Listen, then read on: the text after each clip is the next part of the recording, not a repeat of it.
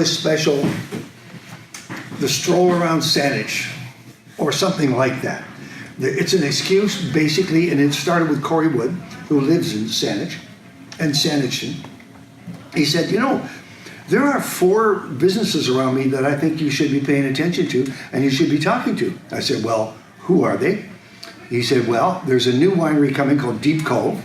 All right, got that. There's Seasider, right? Okay, I got that. There's Church and State, right?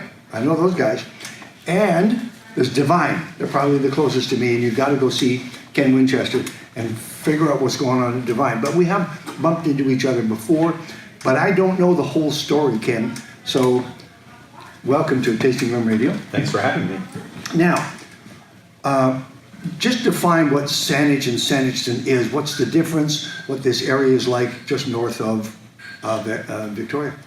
Well, Saanich is a peninsula, and it actually used to be the breadbasket of Victoria back in the day. Lots of little farms, everything from grain to dairy. And we're talking about over 100 years ago. Yes, yeah, back in the Fort Victoria days. And a lot of those small farms are coming back in a new variation for beer, wine, and spirits. As a home? I'm sorry. Like are the farms where those spirits are coming from? Well, a lot of the raw materials, yeah. Basically. You know, a lot of the word local gets thrown around a lot in our business. And here at Devine, we're trying to walk the walk by using as close to 100% of local ingredients as we can. Exactly on a map, for anybody who's not been here, or only ever seen the name, where exactly are we? We're about halfway between Victoria and the Swartz Bay Ferry. So about 25 minutes due north of Victoria. Arid? In the summer, yeah. We are. Everybody's no. You don't get near the rain that Vancouver does, right? Correct. Yeah, we get about half the rainfall thanks to the Olympic Peninsula. We're in a rain shadow here, so it's quite an interesting little microclimate. I noticed that your card says you're a master distiller and winemaker, but also you are a number of things. You have single malts, you have vodkas, you have gins, you have wine.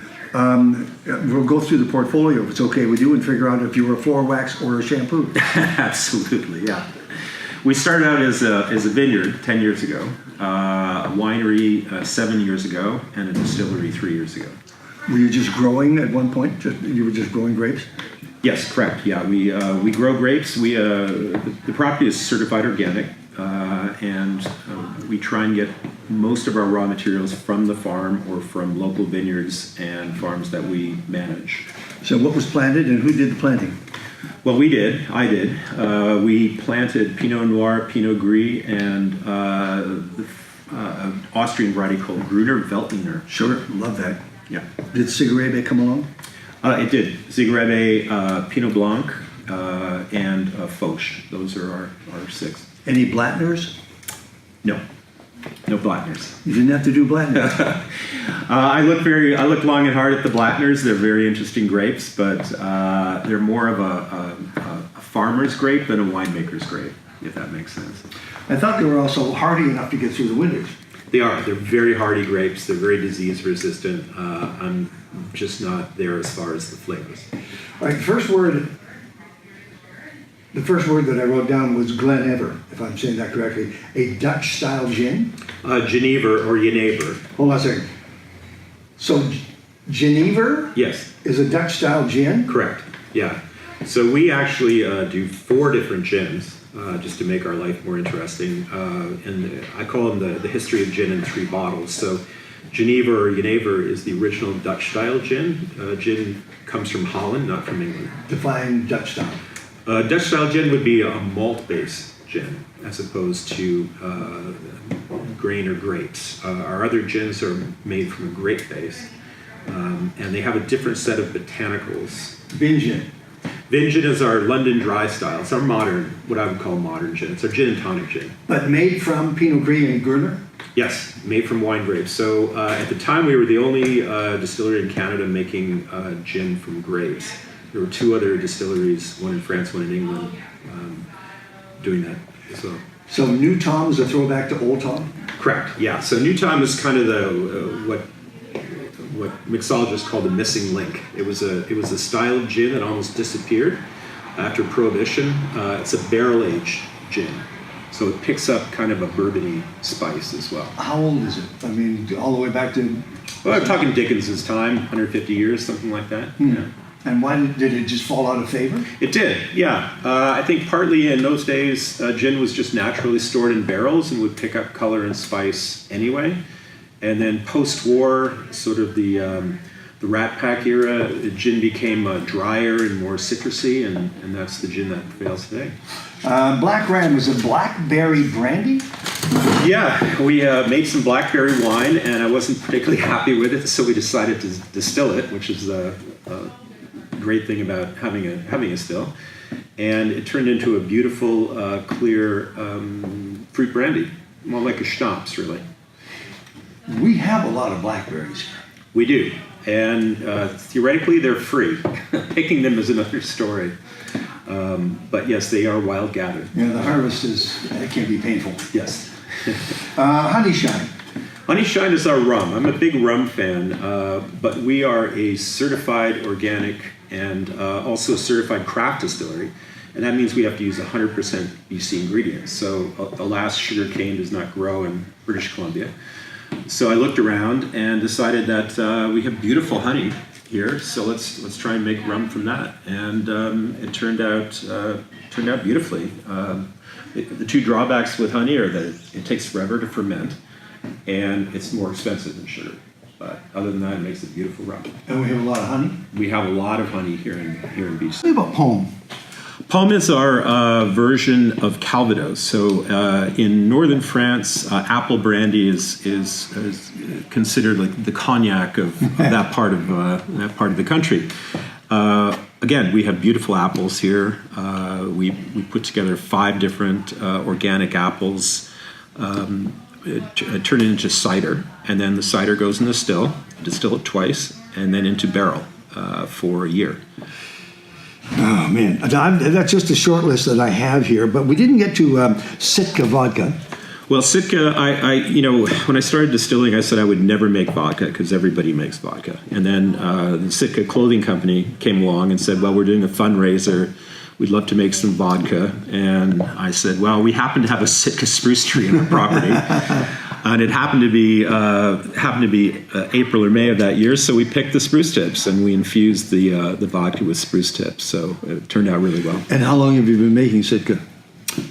2 years. You're going to continue? Did we, the consumer, like it? Yes. Yeah. It was successful. The people love it, especially as a cocktail base. And finally, we get to Glen Saanich.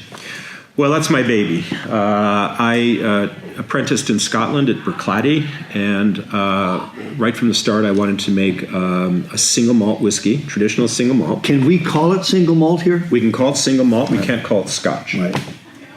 So, but I wanted to make it out of 100% Saanich ingredients. So this speaks to the whole notion of terroir. Does a wine or a spirit taste differently because the ingredients are grown in a different place? I believe yes. So we made the whiskey very much in a traditional style, aged it in used bourbon barrels, which is traditional for Scotch.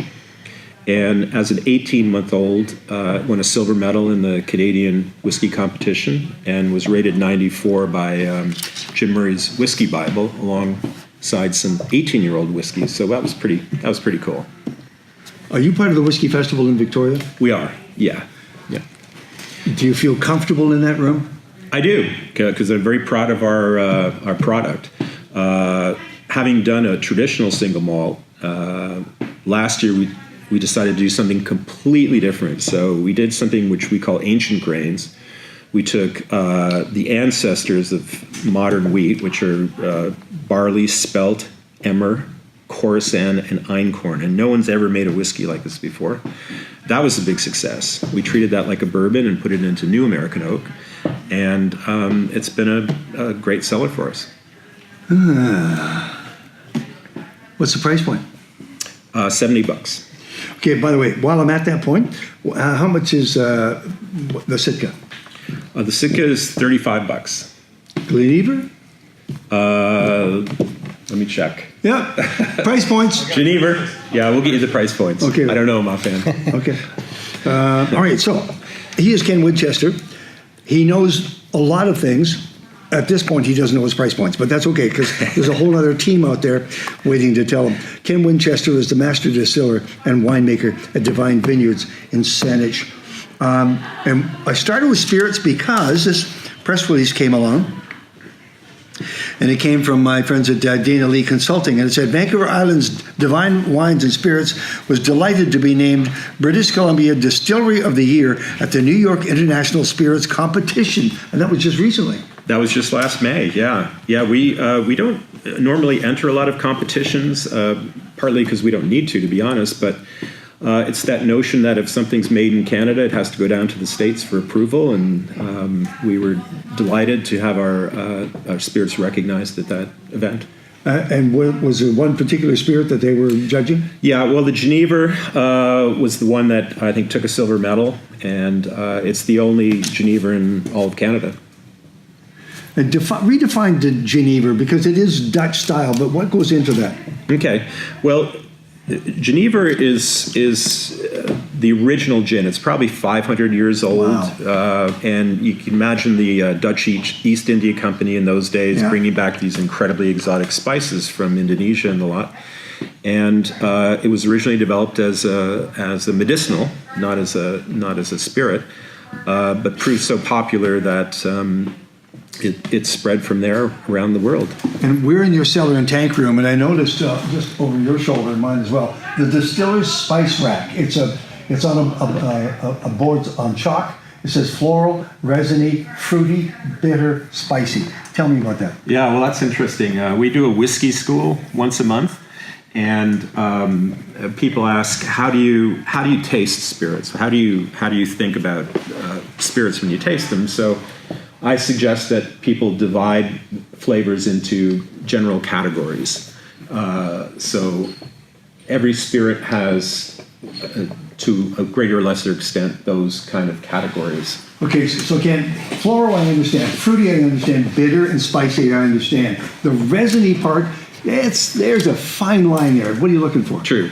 Well, resiny would apply more to a gin, for instance. So you're looking at things like juniper. It would be the classic resiny flavor. Spruce tips would be resiny. Do you talk about texture? Well, we talk about texture in the form of mouthfeel, and it's a hard thing to describe. But a good spirit will have a lingering finish, even when you've swallowed the spirit. You should be able to taste and feel that in your mouth and throat. And the deeper it goes down your chest, generally, the more pleasant the result. Before we leave spirits, do you want to do your price points? Just give me some of the prices. Sure. So most of our 750 bottles are $45, $49. Our rums range from $35 to $49. Our vodka's $35. And our ancient grains is $72. It's a lot of work goes into that as well, which is how that gets affected. He's Ken Winchester, master distiller and winemaker at Devine in Saanich, in Saanichton. Yeah? Okay.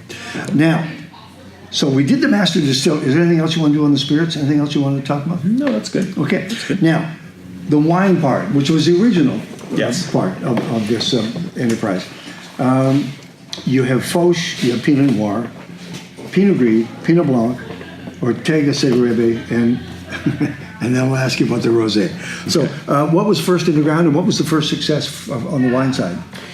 Well, our whites. This is definitely a region that has good terroir for whites. And typically the Northern European whites, like the Pinot Gris and the Sigurebes and such. So Pinot Gris is probably our standby. Yeah. Great. I did want to do a big red. I trained in winemaking in California. I'm used to Cabernet and Syrah and all those lovely wines. So Fauche became our big red. It's a lovely, lovely grape.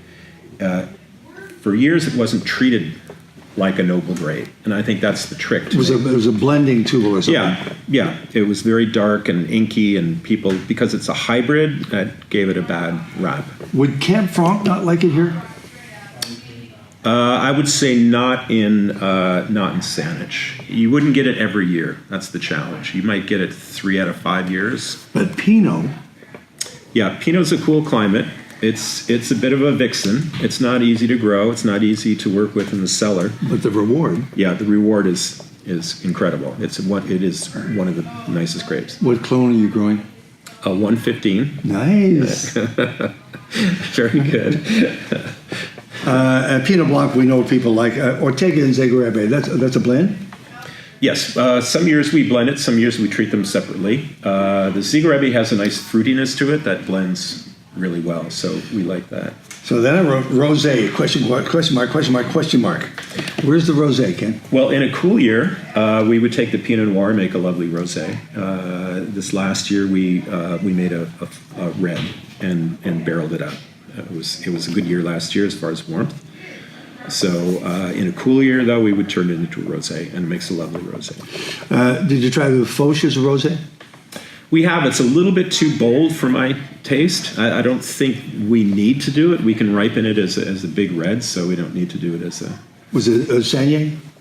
Yes, it was. Yeah, we bled the fruit.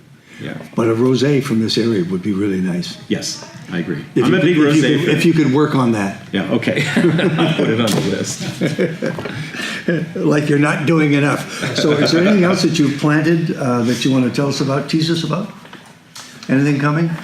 Well, we have, as well as our grapes, we have a small orchard. We have apples, pears, plums, cherries, and even figs. So cider. Yep. Cider, which could turn into Calvados. Yeah. We use we make a beautiful pear brandy maybe every other year, and we use a little bit of the figs to back sweeten it, and it's absolutely stunning. So Ken, the interesting thing is that you took your wine training, whites and reds. What was it that drew you to spirits and Calvados and those elements of the spectrum? Because you could have spent an entire life just creating whites and reds. Absolutely. Well, I think like a lot of winemakers, I practiced the art of distillation in my basement for years, grappas and such. And distillation is kind of an extension, really, of winemaking. You're halfway there anyway. Same with the brewers. So after some experimentation, we realized we've got great raw materials around here other than grapes. Beautiful fruit, honey, grains. We're now growing our own barley and einkorn and such. So why not? It's fun. Any fortified wines? We've done some fortified wines, some ports in the past, and we're doing vermouths. So technically, vermouth would be a fortified and aromatized white wine. Has the mixology world discovered you? They have, yeah. They love the combinations. They love the vermouth. Vermouth was very much an experiment for us because everyone has bad memories of vermouth from their parents' liquor cabinet. Yeah. So we did a lot of research and came up with original recipes going back to the 18th century, how vermouth used to taste. And we made a small batch, 50 liters, because I wasn't sure anyone would buy it, and it was gone. So now we're making 500-liter batches at a time. We just released a white vermouth, Bianca, same thing. We did all the research, the homework, and came up with a recipe for a dry, bittersweet white vermouth, and that's been very successful. We're doing that 500 liters at a time. Ken, a couple of housekeeping questions. One is, we saw a tour bus in the parking lot, so you're a destination still and yet. Yes, yeah, very much. We probably sell most of our wines and spirits out of the tasting room. It's a 25-acre property. As you see, it's a beautiful place to hang out and have a glass of wine. So, what's the island we're looking at out there? San Juan. Okay. Yeah. And Mount Baker, we call it the Mount Baker Channel because, we've got every... Frankly, you're below the 49th parallel, are you not? I believe that's right. Technically, yes. You should be an American. Yeah. As it happens, I'm a dual citizen. But yeah, wonderful. That helps.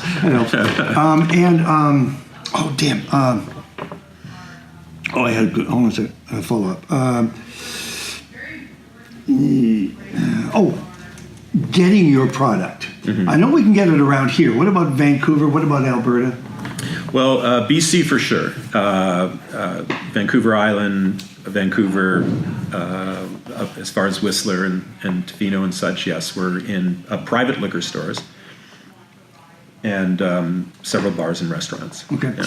So what I'm going to do is I'm going to put your portfolio, the names, etc., on the website. So because they're not all called Devine, you see bigger names being presented on the label, but you want to find what comes from this room and test it out. Try it with your friends. Well, it's one of the great things you can do for friends is to do a mixology class or just discover a new area. This is really cool. One more thing. Yeah. Any other surprises? Where's the food program? What's going to happen here? The food program? Yeah, are you going to open a burger joint? You're going to. Well, we have our friends at Truffles supply us with some charcuterie plates, usually on the weekend. So there's room for a food truck out in that lot. there is. Would you like to start? There's so many possibilities. Thank you first of all, congratulations on your winning in New York. Thank you so much. Yeah. I'm sure they'll be beating down the door, those Americans. Thank you for this. And what is your website? Divinevineyards.ca. Small DE? Yes. Do you have a Facebook page? We do. Yeah. Do you have a fax? A fax? No. Never mind. He's Ken Winchester, master distiller and winemaker at Devine Vineyards on Old West Saanich Road, just north of Victoria. Find them, if you will. All right? Thank you. My pleasure. Thank you. Who's closest to me next? Where am I going next?